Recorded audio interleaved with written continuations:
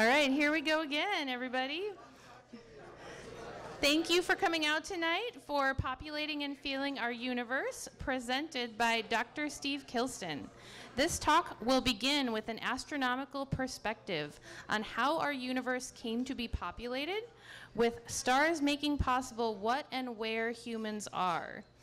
Next, Dr. Kilston will describe how science helps us choose actions compatible with our universe's rules, the laws of nature we recognize as truths, the key to survival of any civilization.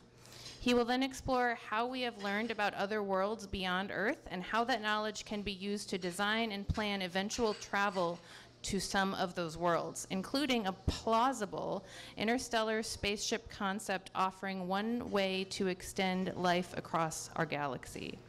Understanding such ideas may enable us to more fully tune into and identify with our universe in all its reality and potential, intensifying our feelings of connection, unity, and purpose.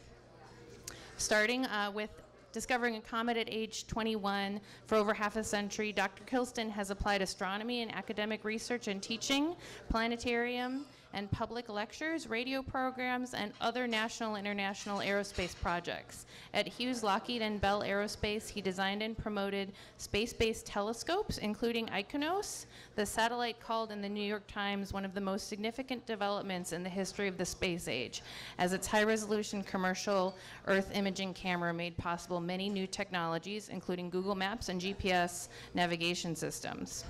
In Cottage Grove, Steve hosts the Wisdom Seekers Club. He earned a Bachelor of Arts from Harvard, where his thesis under Carl Sagan was entitled A Search for Intelligent Life on Earth, and a PhD from UCLA, where his dissertation titled On the Nature of the Carbon Stars was proved stars manufacture life's main chemical elements. And with that, let's welcome back Dr. Steve Kilston.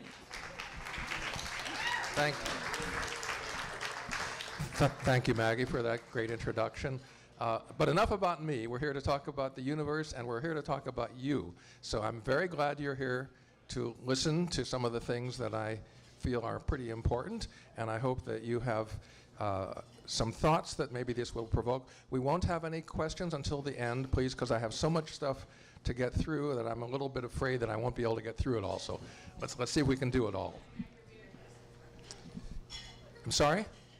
Okay, all right, all right. Sorry, what? Spacebar, okay, got it. All right, so you probably know that a long time ago, people believed that our world was the center of the universe, and that was very comforting and flattering to us. But astronomy found that we are just one of several planets, and the stars and galaxies are very distant. The philosopher Pascal said, the eternal silences of these infinite spaces frightens me. He probably said it in French. But is our cosmos cold and hostile? What do you think? Do you feel that the world and the universe is a terrible place, or is it a nice place? Now, for an astrophysicist, the truth is out there.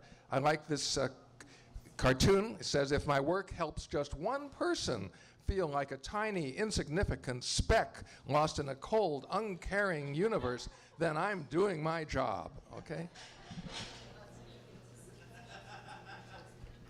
Let me go back to when I was a kid. My father took me to the public library nearly every 2 weeks from the age of about 7. And I remember one of the first times he took me to the library, he got me a book there that was about giant stars, and I had never known anything about that. And I found out that there was a star named Betelgeuse, or Betelgeuse as we say, that was much bigger than the Earth's orbit, that if it were where our sun was, we'd be inside it. And there are other stars that have been found since then that are much bigger even than Betelgeuse. So I want you to understand that there are some stars out there way, way bigger than our own sun. And our sun is pretty big, too. Our sun is bigger than 1 million Earths in size. Now, I want to say, before I forget, that I feel very fortunate that I had parents that were interested in educating me, and I had a good education in the schools and colleges I went to. I feel very grateful for that, and I feel that it's sort of my privilege to have learned some of these things. When I was in about, I guess, 6th grade or 7th grade, I managed to learn what the constellation Orion looked like. How many of you have ever seen the constellation Orion? Quite a few of you, with the Orion's belt there in the middle. And you have in Orion Betelgeuse, which is the star I mentioned before, and another bright star at the bottom called Rigel. My son is named Rigel after that star.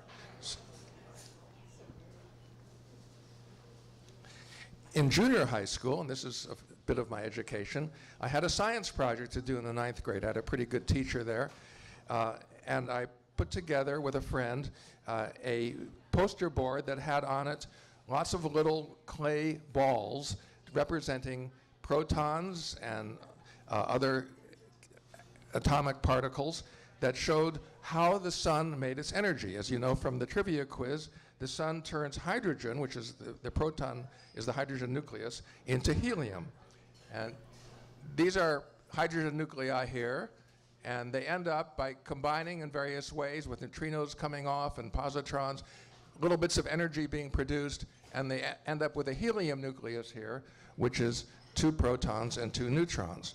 Now that happens in the sun, and the sun is able to do that because gravity pulls the sun very tightly together. The sun is very, very big and has a lot of gravity, and in the center of the sun, that gravity makes very high temperatures and high pressures. Does anybody know what happens to atoms at very, very high temperatures? Yes? They disassociate. Well, they go very fast. They go very, very fast. And it was necessary for these protons, which have positive charges, to go very fast to get close to each other. Otherwise, they would repel each other. They would try to push away. But at very fast speeds, if they're going that fast in the center of the sun, they can't stop bumping into each other, okay? It's a very crowded situation. So that's why there is no such thing as cold fusion. There is only hot fusion, where things get pushed together very fast. And that happens in the sun because of this. Also, the fact that gravity pulls it in means that if the center gets hotter than it should, and it expands the sun bigger, that will cool the center, and it will stop producing that much energy, and it will come back down again. That keeps a wonderful balance. The balance that the sun has between gravity pulling it in and the fusion reactions creating energy in the center makes the sun last for about 10 billion years. We still have about 5 billion years to go, so you don't have to worry about it running out of fuel. However, after I did this project, my grade for it was a C, because Mr. Miller says I wasn't doing science, I was just explaining other scientists' conclusions. Little did he know that this would eventually turn into my doctoral thesis. Okay, the first person to classify stars as to their different types was a Franciscan father in Rome at the observatory there, and he found that looking at the colors of the stars and the spectra, which have different missing features in them, the dark lines you see there were 4 main types of stars. We now know that the first of these types had mainly hydrogen features showing there in the star. The second type had lots of metal spectral lines, as we call them, from iron and sodium and so on. The third type of star had molecule features of oxygen molecules, and the fourth was the most unusual kind. It had very few features but big broad bands, and that later turned out to be the carbon stars. Okay. All right. Now, this is a diagram that a lot of astronomers use, but I just wanted to tell you that there are stars that are very hot over here, 30,000 degrees on their surface or so, and there are stars that are very cool, like Betelgeuse and so on, maybe only 3,000 degrees in temperature, and stars in between. Our sun is sort of an average star right about there. Rigel, my own son's, is up there as a supergiant star. These are the big stars. These are the little stars. Those are the hot stars, and these are the cool stars. And they have different classes, which turned out to have these labels given to them, O, B, A, F, G, K, M. And astronomers tried to remember what those labels are in order by making up a little song that said, "Oh, be a fine girl," and then "kiss me." And then there were 3 other weird stars, the R and an S star, so they said, "Kiss me right now, smack." When I was in college, I was very lucky to have this woman as my teacher. She was quite a bit older than this picture when I had her. But in 1925, she wrote what was considered the most brilliant doctoral thesis in the history of astronomy, and she proved that the stars, especially the sun, were made up mainly of hydrogen and helium. Nobody knew that at the time because the spectra showed all those other things, the iron and the calcium and so on. She became Harvard's first female full professor, and it was a great privilege to be working for her. Cecilia Payne, later she got married, Cecilia Payne Gopashkin. Well, there's a bunch of things on this slide I'll try to go through quickly. I want to say I went to UCLA for graduate school, where I learned how to program computers and how stars were on the inside and how they change as they burn up their nuclear fuel. The next year, I published my paper with Carl Sagan on looking for intelligent life on Earth, and met my wife in the Bay Area and discovered a comet, which was all very nice. And then I began doing research on carbon stars using electronic imagers and telescopes and special filters that were sensitive to the carbon molecule, so I could try to find carbon stars. I was looking for these red giants, just like Betelgeuse that I had found as a 7-year-old. But the filters had an infrared leak, and that messed up everything, so I failed. But later, I did some work at the University of Hawaii, and the professor there, Ann Bosgaard, said I should analyze spectra that were collected by another man at Berkeley. That was important. I had that tool to use.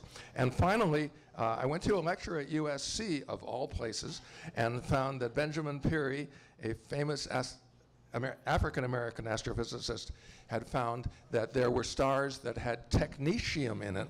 That's very important because technetium is a radioactive element that decays.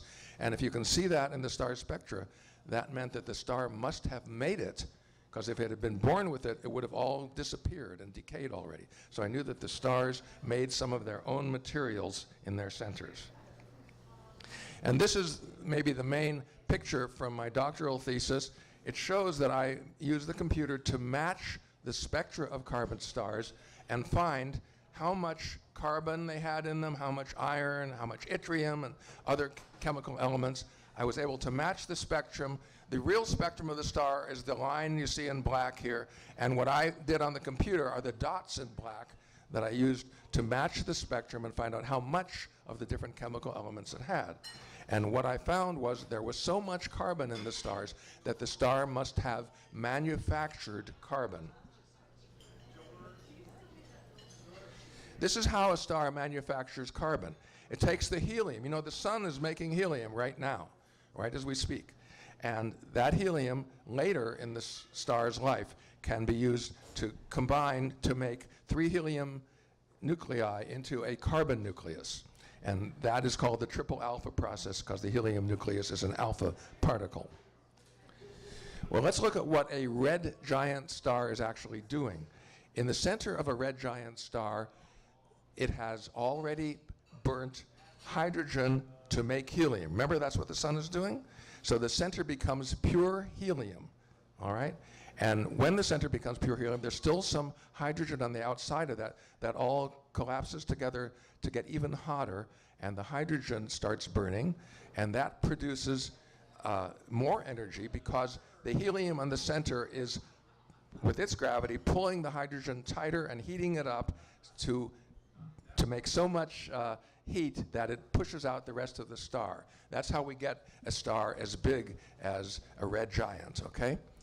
And later, after it has run out of helium in the center, the helium is there, but then it gets hotter and it makes carbon.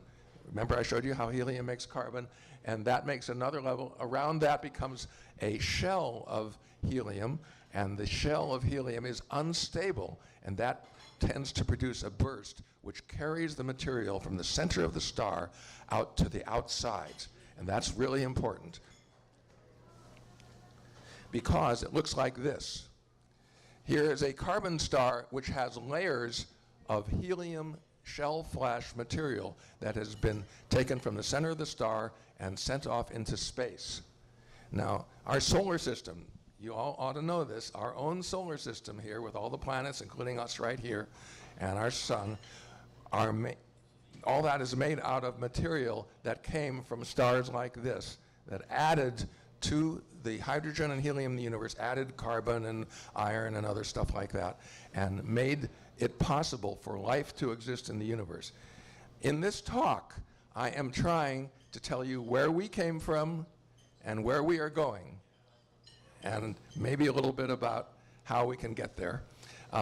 And we started off, us, by this process of having stars make material that is now in our bodies. Some other stars also help to send material out into space. Supernovae are bigger stars than most carbon stars, and they really explode violently. I just read the other day that a supernova might have been what caused big fires to occur on the Earth about 2 million years ago or so, and that caused forests to burn down and caused apes to start standing upright so they could look out over the grass and see the threats because they weren't living in the forest anymore. Strange things. But supernovae you've probably heard about. They're the biggest exploding stars. Now, when we get all these stars making chemical elements and putting it into the universe, that's creating almost like a pantry of materials that we can use. And what I want to show here is that the dying low-mass stars, these are carbon stars pretty much, they make the stuff that's in green here, carbon and nitrogen and a few other chemical elements. Those stars are very important. The supernovae, which are exploding massive stars, and exploding white dwarfs, both of these, they make a lot of the other elements. So we know where almost all the chemical elements that we have in the universe come from now. And it's not just all from the beginning. It's constantly being manufactured. And what happens to that material? Well, we have gravity still working all over the universe, and gravity pulls some of this fresh material, it's fertilized material, together. And here you see two places where baby stars and baby solar systems are forming, okay? These are all condensing out of gravity, and they get very hot in the middle where gravity pulls them together, and those are all brand new stars, much younger than our own sun. Pretty places, too. Stellar nurseries. Now, of course, our solar system is one of the things that was able to use this material to make planets and our sun. Here's a nice picture of our solar system, but it sort of overemphasizes the Earth. The Earth really is not as big as Jupiter or Saturn or those other things. In fact, if we go out to Saturn and look back, which we did with the Cassini spacecraft, we can look back with Saturn blocking the sun perfectly. We can look back over there and we can barely see the Earth. There's the Earth seen from the distance of Saturn. Almost, let's see, that would be almost 1 billion miles away. But our little tiny Earth still, as you know, has a lot of things going for it. It has human beings. None of the other planets have that. And it also has the beauty that human beings can add to the universe through their art. So must remember that even though we're on a tiny place in the universe, it's a wonderful place. Now, this was one of the questions on your trivia test. So remember that I said that calcium was only 1.5% of your body. Okay, that's true. Most of your body is made up of water, and so oxygen and hydrogen, H2O, make up most of the weight of your body. And there are lots of other chemicals, but except for the hydrogen, all of those chemicals in your body were made where? Inside stars. So remember that. You are made of that stuff that was inside stars. So I want to review what I've just been talking about. Gravity and shock waves compress gas and dust clouds to form stars. Nuclear reactions deep in each star create new elements and provide energy to resist gravity and make the stars shine and bring material to the stellar surface. Now, the old stars are then enriched with new elements, and those stars, when they're old, can explode or just sort of evaporate the material into space. And that enriched material can form new solar systems, including our own. And the atoms inside us came from earlier stars, so that we are all made of stardust. That's the sign of the former Stardust Hotel in Las Vegas. These are some lyrics from Joni Mitchell's song about Woodstock called "We Are Stardust, We Are Golden," okay? And there's another song named Stardust for those of you who are a little bit older, you might remember. Now, there are other planets besides the ones in our solar system. In 1952, an astronomer thought about this. He realized that not all planets had to be like the ones in our solar system. There could be some that were hot Jupiters that are bigger than our own Earth, but much closer to their star. And the first one of these was discovered in 1995, when most of you, I guess, were already alive and knew about these things. We finally found another solar system.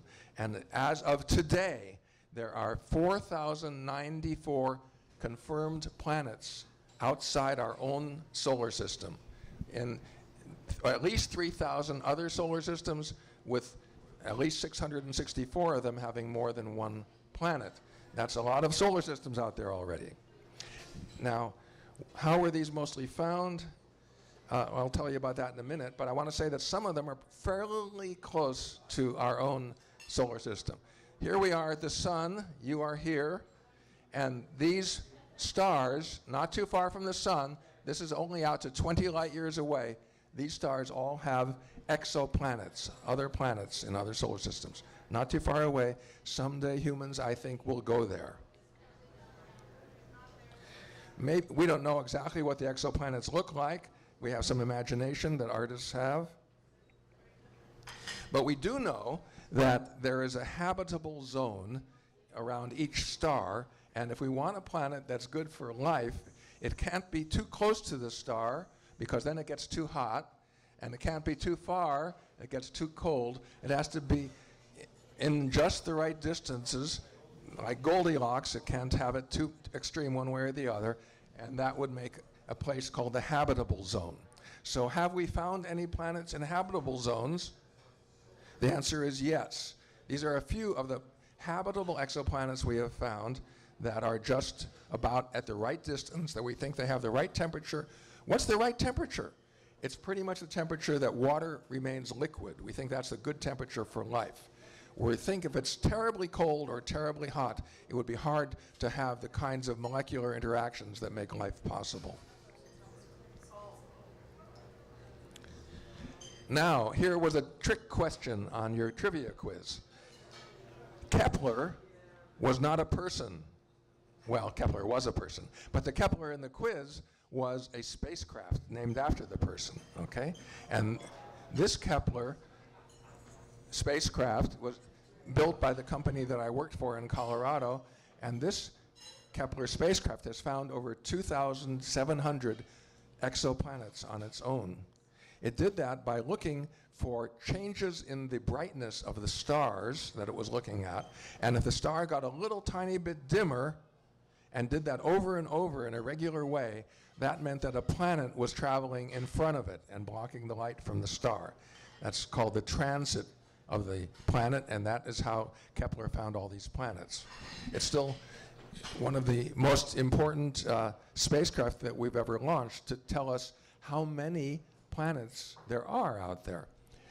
We have, from Kepler's observations, decided that there are about 11 billion potentially Earth-like planets in their habitable zones in our galaxy. That's a lot of possible places that there might be other people giving a talk like this and listening to a talk like this, okay?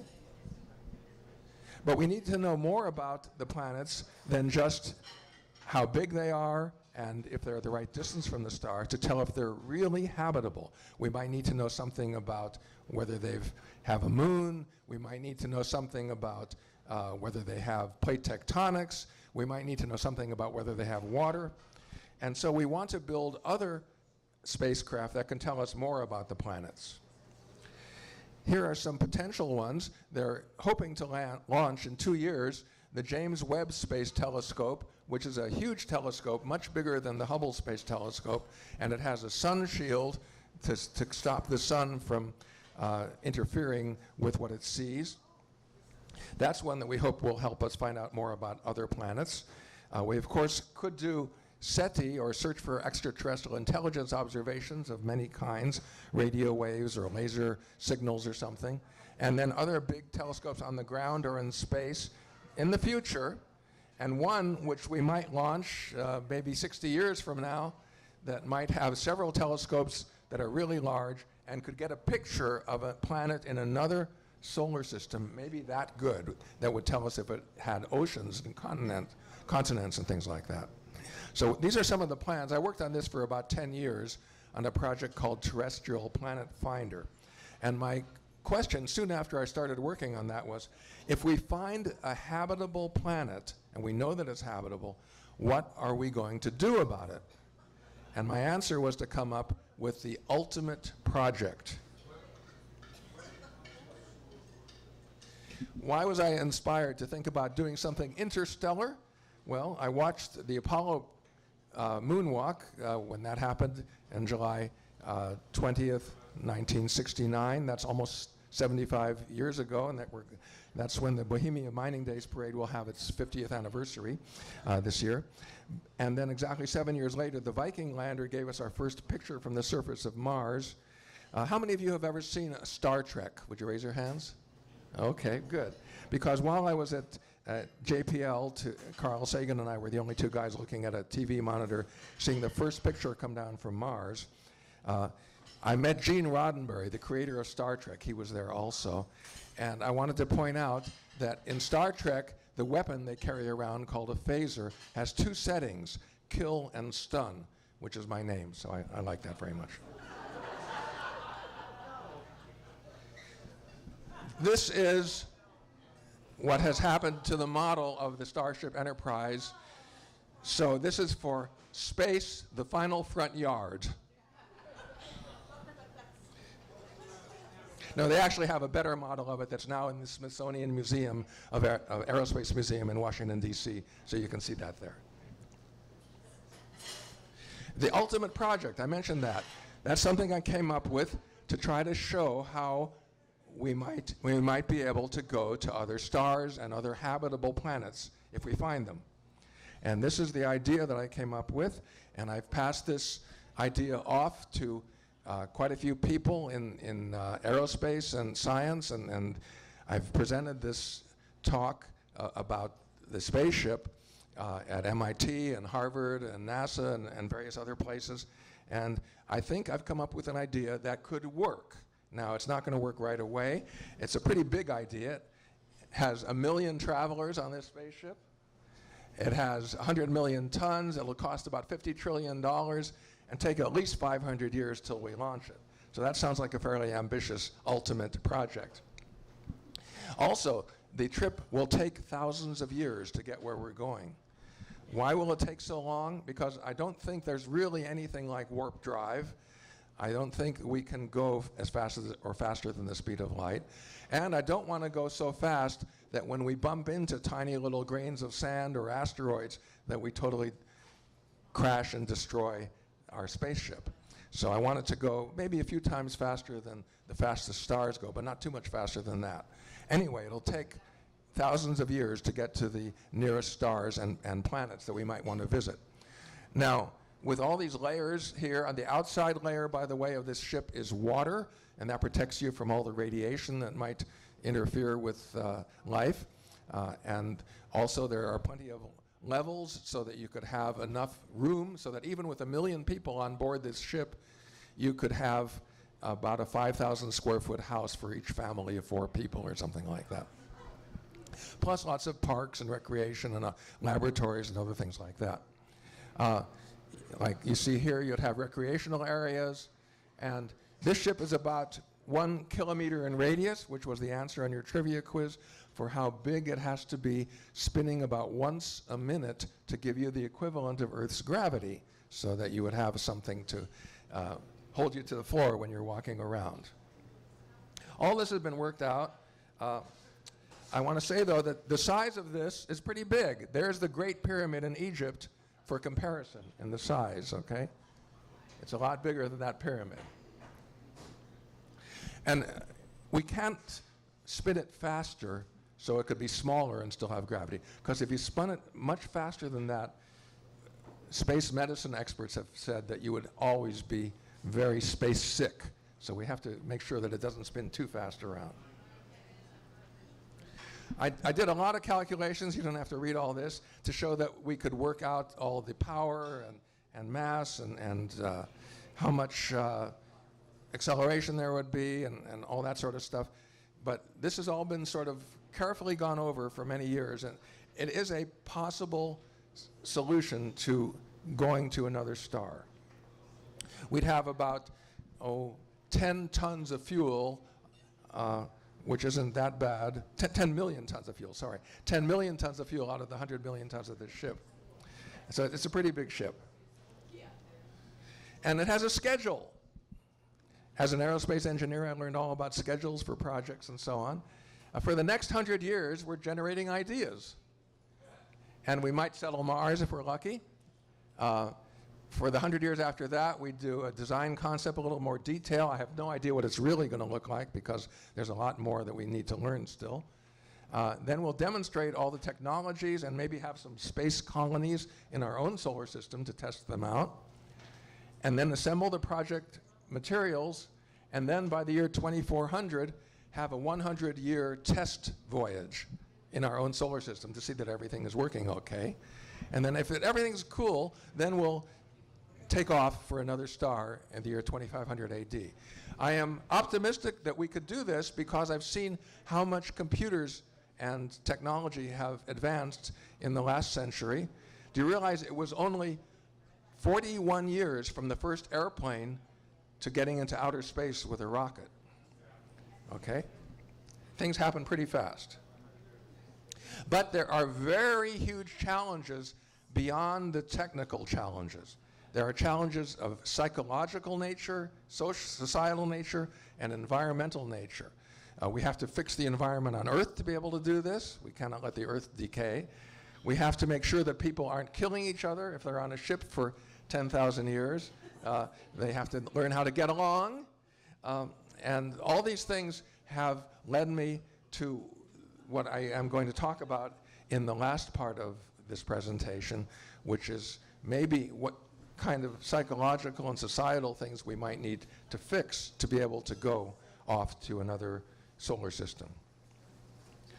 And not just to another solar system, but if we could do this, then when we got to another solar system, we could build more ships like this, and we could not only establish colonies, perhaps, but we might be able to populate the whole galaxy and go off to that 100,000 light-year galaxy.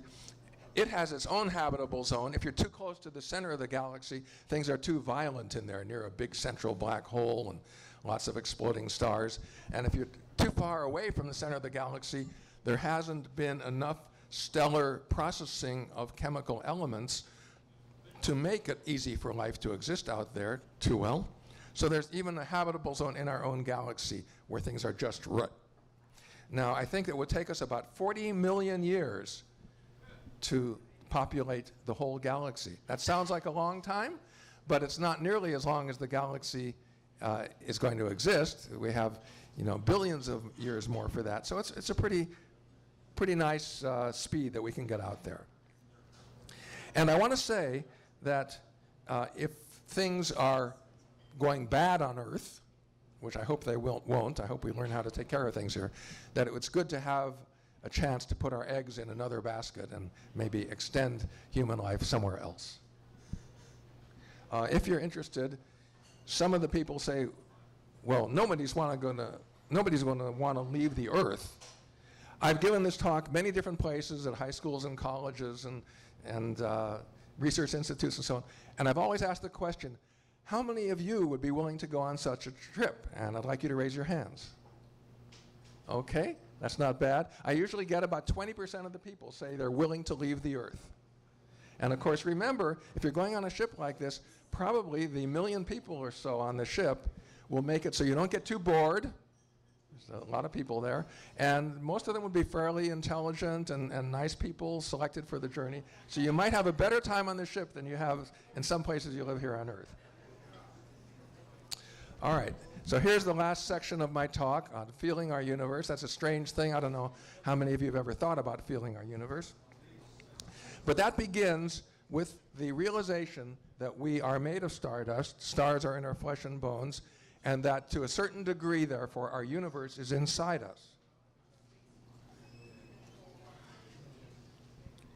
Of course, we are helping the universe that's inside us to do various things like experiencing and feeling and acting and so on, and developing science, which helps us understand what the universe is all about and maybe makes possible more wisdom. But I'm claiming now, after many, many decades of studying astronomy and teaching and thinking about this stuff, that we not only have to learn through knowing and research, we also have to learn a little bit through feeling. And I say, and this is important, that if we're going to do any of the stuff I talked about a little while ago about spaceships and going off into the galaxy, that this will demand profound progress in feeling. Some of you have seen some books published on this recently, things called emotional intelligence and so on. And I think that feeling is not just something that is touchy-feely, I guess is the word, but it is also something that's very important for our survival in the universe. And talking about touchy-feely, the first feelings any of us had were probably feelings of touch, okay? Feeling pressure and temperature and texture, those kind of things. And we feel the universe every time we go outside, and we feel the sun making our skin warm. Our sun is a life star. It powers almost everything on the Earth, and we are in contact with that star as its light is connecting to us. And astronomy now shows that everything in the universe is connected, interconnected, and interacting. And I claim that this is the biggest insight humans have had in the past century, that we live in a thoroughly interconnected universe, not one that's way out there. I used to always start talks with saying, "Where is the universe?" And people would point, "Oh, it's out there." I would say, "No, it's also in here," okay? You have to realize that we are not separate from the universe. In fact, if you throw or catch a ball, you are our universe doing that. And the ball is our universe. You have the power of the universe. And I ask if you can feel being the universe. That's a hard thing. You were not raised to think of yourself as the universe, but maybe you can adapt that way. And thinking of yourself as the universe is just as valid as you're thinking of yourself as being this body, when it's mostly your brain in there. That's the only part that's doing that, right? But you think of your whole body as being you. You can think of your whole universe being you also. You are our universe thinking. You are our universe listening to the talk. Right now, these words you hear right now, this little thing, that's our universe making noise, right? Okay. And our universe choosing, dancing, making mistakes, and laughing at itself. Now, I'm trying to help people figure out how to feel the universe. That's sort of my mission in life at this stage, I think. First of all, I think you begin to feel the universe by trying to be a little bit like a child. You can feel things a little better if you don't have a whole bunch of words going through your head all the time. Most of us have a dialogue all the time going through our heads. And trying not to know what's going to happen next. If you're always thinking what's going to happen next, you're not feeling the now so much. Saul Bellow, the novelist, said, "Everything is to be viewed as though for the first time." And if you've studied some Eastern practices, you might have heard of Zen mind is beginner's mind.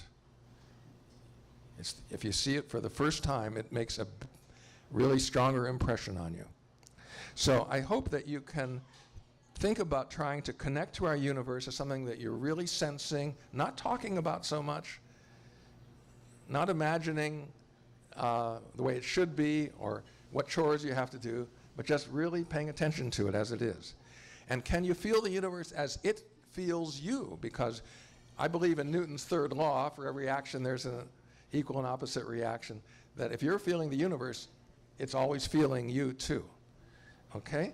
A famous philosopher poet wrote something about that, Khalil Gibran, and forget not that the earth delights to feel your bare feet, and the winds long to play with your hair. Now here we are in Oregon where there are lots of trees, and I want you to understand about feeling the universe, that Douglas fir trees grow on the average about 2 feet taller per year. You all know that, I think.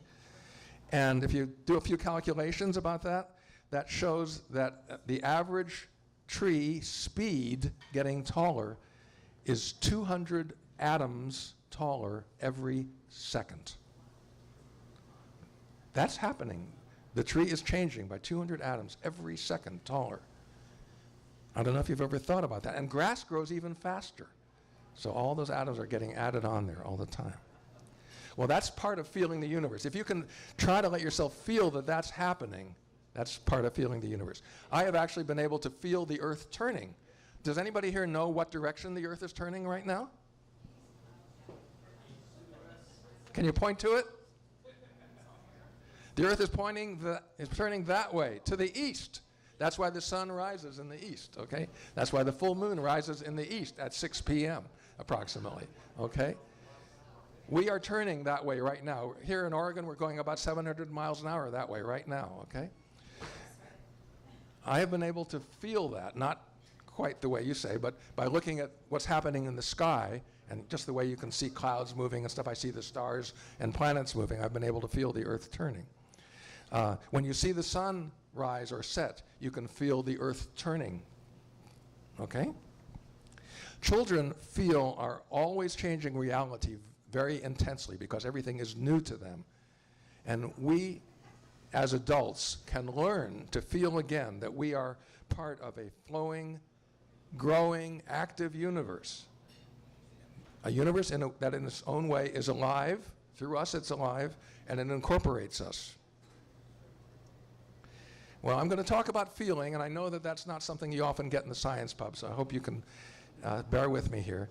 But in my opinion, wanting to feel things means to want contact and connection with things, okay? And the richness of your experiences has to do with how much feeling, how much connecting, how intense it is. And we often also want to share our feelings with others. That's why I'm here right now. I'm trying to share my feelings with you. And because that strengthens the feelings we have. You know, if you're with someone watching a TV show or a movie, you feel together with that person, you're having the same experience. You can have sympathetic vibrations, if you wish, to the thing. That strengthens your own feelings. And I also think that fully sharing your feelings with other people means being aware of their feelings. I used to give planetarium lectures in 600-seat auditorium, and if there were 20 people in the auditorium and somebody laughed, the laughter would die out before it got somewhere. Of course, they'd laugh because I told good jokes. But anyway, they would laugh and nothing much would happen. But if the auditorium was full and 600 people were there, then that would be like a chain reaction and everybody in the place would laugh.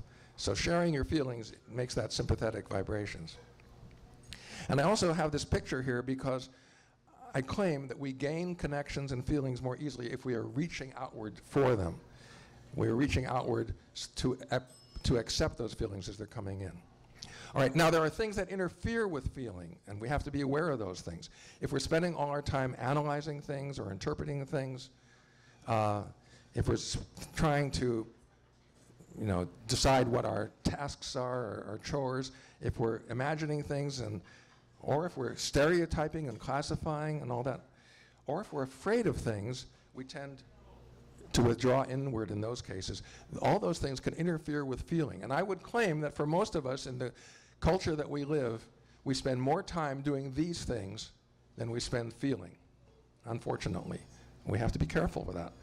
So the functions in our mind, we have parts of our mind that enjoy feeling and they want to have stimulation and they want to have sensations, but there are other parts of our mind that are telling it, don't feel anything.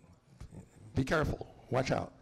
So we have to be careful about controlling our feelings too much. Now, some of you know that meaning is important. I hope most of you think meaning is important, but I think that meaning is important a lot in the moment, not just the meaning that is going to tell what happens to you when you're, I guess, buying a house or when you have a child or when you die or anything like that. I think the meaning that happens right now is important too. The great philosopher Wittgenstein said, if we take eternity to mean not infinite temporal duration, but timelessness, then eternal life belongs to those who live in the present. Okay, that's how you get eternity, by living right now. Well, you've heard about the question to be or not to be. I claim that really means to feel or not to feel. If you're really being, if you're really existing, you should be feeling. If you're not feeling, to me, you're not really being. And that's something inside ourselves. And I would like to speculate, and this is something I don't know for sure, that we're not just little objects around here in this room, that we are the connections themselves that are tying us to the other things in the universe. Now, say a brief couple of words here about religions too. Most religions value similar goals of connection, of thought and feeling and action. I like Abraham Lincoln's statement about how religion is action. When I do good, I feel good. When I do bad, I feel bad. That's my religion. The Rabbi Hillel 2,000 years ago said, if I'm only for myself, who am I? So that's the connection beyond yourself that makes you a valuable person. The novelist Thomas Mann said that religion is a feeling and taste for the infinite. As an astronomer, I like that part, because we get out to the infinite a little more, but I think you need that feeling. And I think that most religions offer enlightenment and insight to their adherents, but if everything is connected, as I say it is in the universe, even science and religion have to be connected. Well, our greatest scientist philosopher was quoted as saying, science without religion is lame, and religion without science is blind. What that meant to him, I think, religion was the feeling of awe about our universe. That's what motivates us to want to find out about things and motivates us to do science.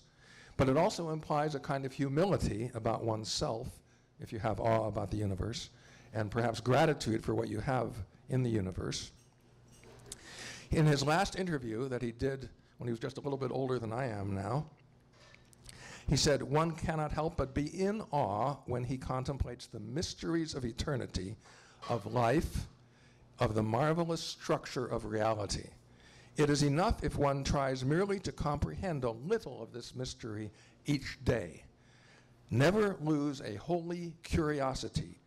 Try not to become a man of success, but try to become a man of value. He is considered successful in our day who gets more out of life than he puts in. But a man of value will give more than he receives. Well, there are dangers to feelings too. Sometimes people have bad feelings. I'd like to talk about Star Wars. How many of you have ever seen the Star Wars movie? Okay, some of you might have heard about something called the Force. And in the Force, there's a bright side, sort of, and a dark side. The dark side of the Force is hate. It may feel like power, but ultimately it destroys, causing pain and suffering. I was in the Ukraine last fall, and I saw this monument, which was a memorial to the murdered children in a big massacre that they had there. There are very many bad things that happen with feelings, too. So Rachel Carson, who wrote The Silent Spring, said, the more clearly we can focus our attention on the wonders and realities of the universe about us, the less taste we shall have for destruction. So I claim that when you feel the universe is on your side instead of against you, don't feel the hate, but feel the love. You can feel the bright side of the force. So, getting close to the end here, we belong in our universe, and it belongs in us, okay? Whether you're an extraterrestrial, whether you're out in the galaxies seeing beautiful objects like this, whether you're over at Wildwood Falls there, jumping off the cliffs and swimming, we have a lot of wonderful things in our universe, and all of those are inside us in a way, and we belong in our universe that way too.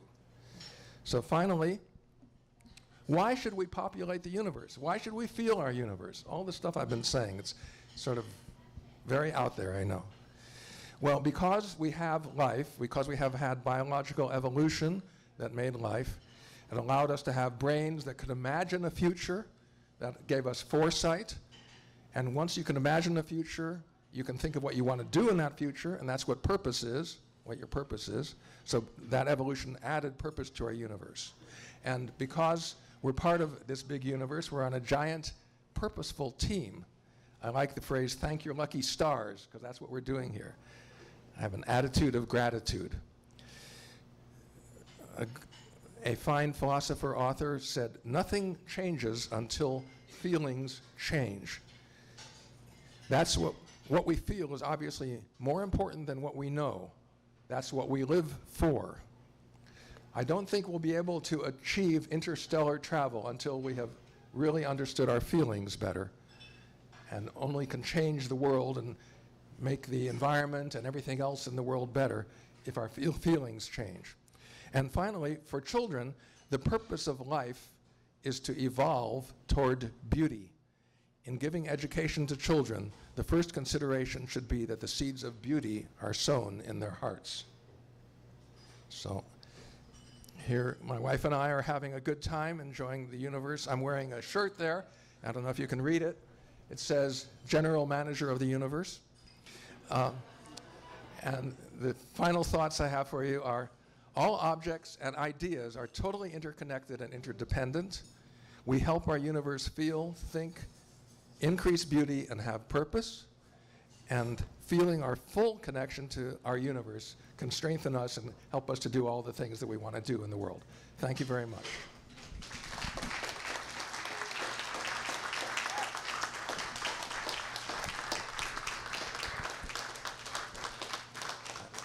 And I'm thanking you for your attention to this somewhat difficult talk.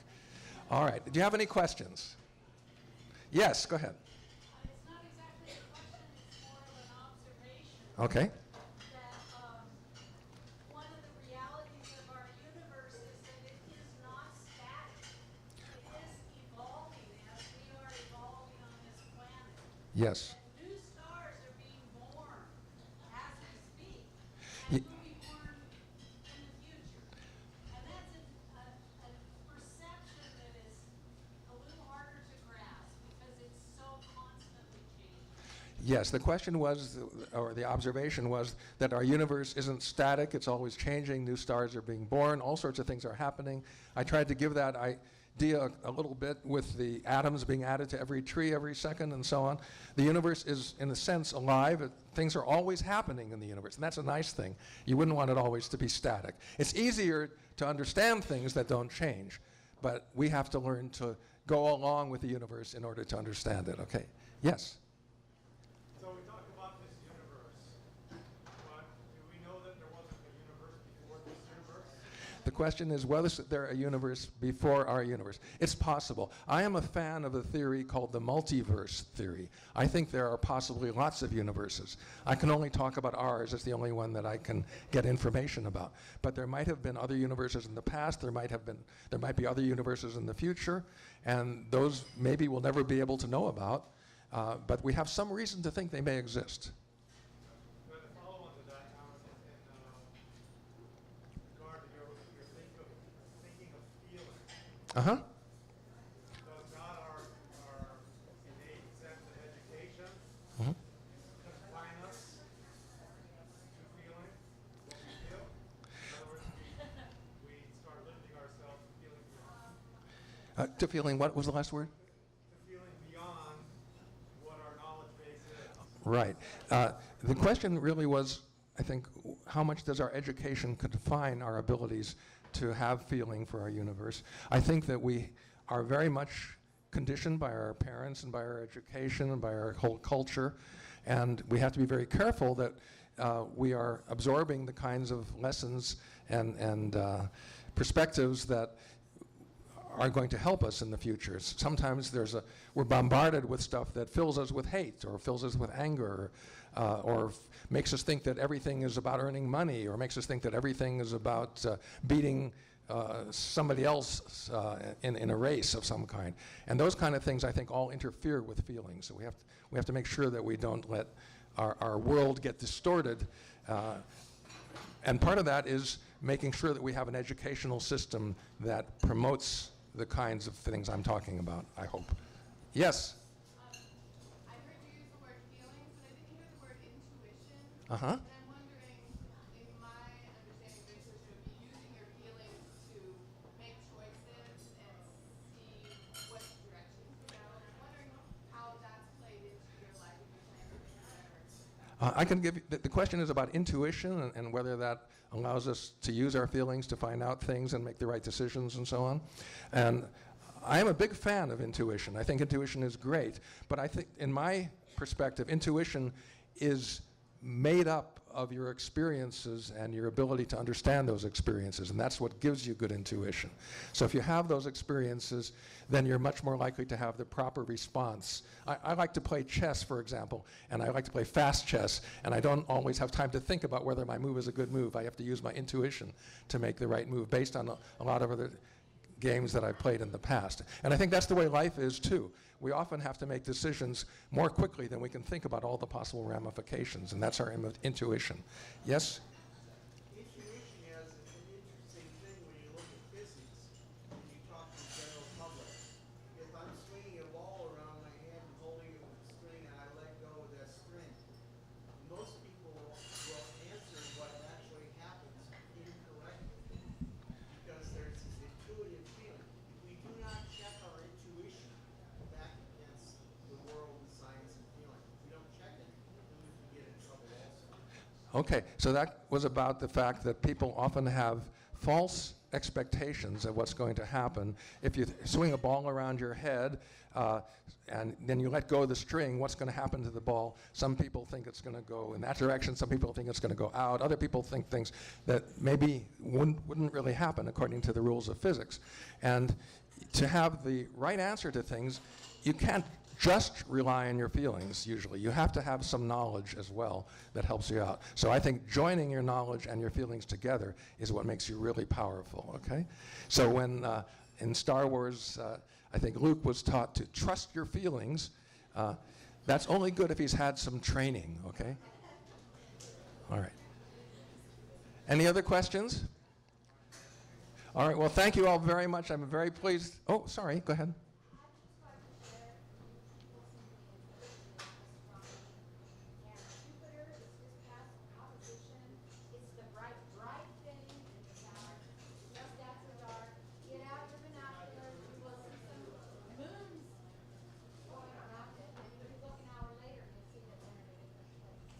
I agree. Jupiter is a very bright planet right now, and it's worth your looking at with binoculars, yes. Well, again, thank you, and have a great rest of your time in the galaxy.